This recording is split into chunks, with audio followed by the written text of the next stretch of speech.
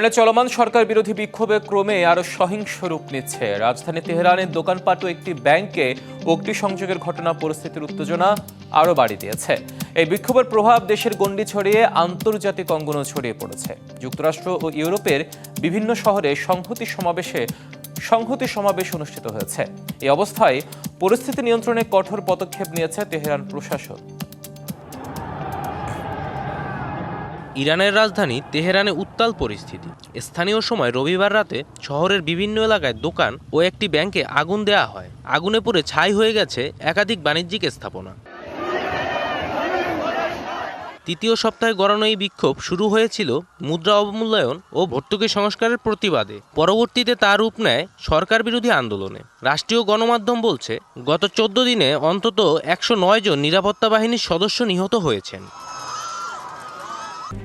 RICL TMX, যুগের পর যুগ স্থাপনা থাকে মজবুত।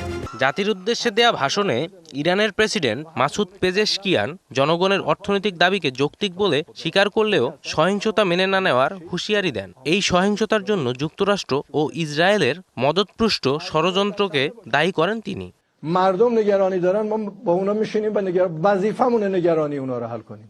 বিক্ষোভের প্রভাব পড়েছে ইরানের বাইরেও। যুক্তরাষ্ট্রের লস অ্যাঞ্জেলসে ইরানের বিক্ষোভের প্রতি সংহতি জানাতে হাজারো মানুষ সমবেত হয়। সমাবেশ চলাকালে একটি ট্রাক বিক্ষোভকারীদের ভিড়ের মধ্যে ঢুকে পড়ে।